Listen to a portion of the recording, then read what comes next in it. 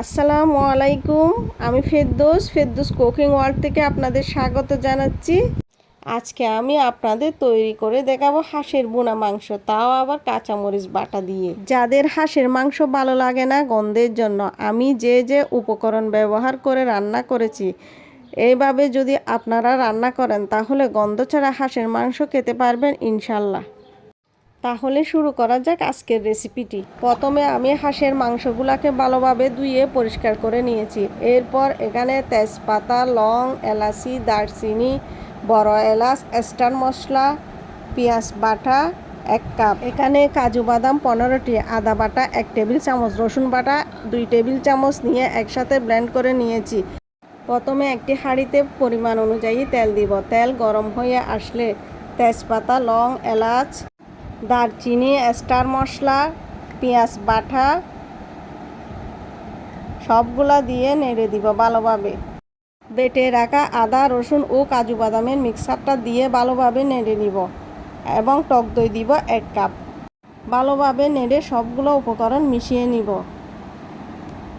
এখন কাঁচামরিচ বাটা দিব 3 চা চামচ। মাংসের মশলা 2 টেবিল চামচ, ধনিয়া গুঁড়া 2 টেবিল চামচ, জিরা গুঁড়া 1 টেবিল চামচ প্লাস হাফ টেবিল চামচ দিয়ে নেড়ে নিব।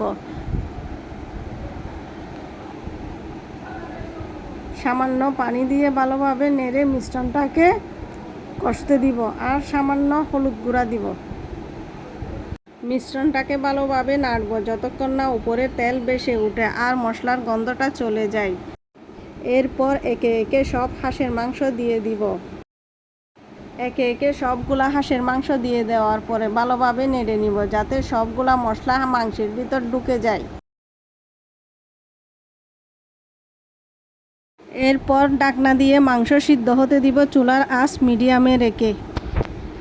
15 মিনিট পর ঢাকনা খুলে লবণ দিব পরিমাণ অনুযায়ী আর সাথে পানি দিব 1 কাপ। পানি দেওয়ার ভিডিওটা ডিলিট হয়ে গেছে। পানি দেওয়ার পর চুলার আঁচ লো করে দিব 30 মিনিটের জন্য।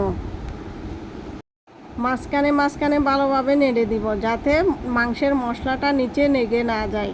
এরপর ঢাকনা দিয়ে দিব।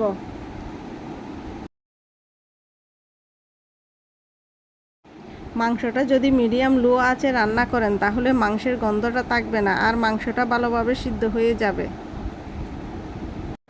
আর বারে বারে নেড়ে দিব যাতে মাংসটা নিচে লেগে না যায়। মাংসের উপরে যখন তেল বেশি উঠবে তখন আমি মাংসটা হয়েছে কিনা দেখে নামিয়ে ফেলবো আর চুলার আঁচটা বন্ধ করে ডেকে রাখবো মাংসটা কিছুক্ষণের জন্য। মাংসটা দেখতে যেমন লোভনীয় হয়েছে, খেতেও অসাধারণ হয়েছে। আপনারা বাসায় বানিয়ে আমার সাথে শেয়ার করবেন আর এরকম নতুন নতুন রেসিপি পেতে আমার চ্যানেলটি সাবস্ক্রাইব করবেন আর পাশে থাকা বেল বাটনটি ক্লিক করে রাখবেন যাতে আপনার কাছে আমার রেসিপিটি সবার আগে পৌঁছে যায়। আসসালামু আলাইকুম।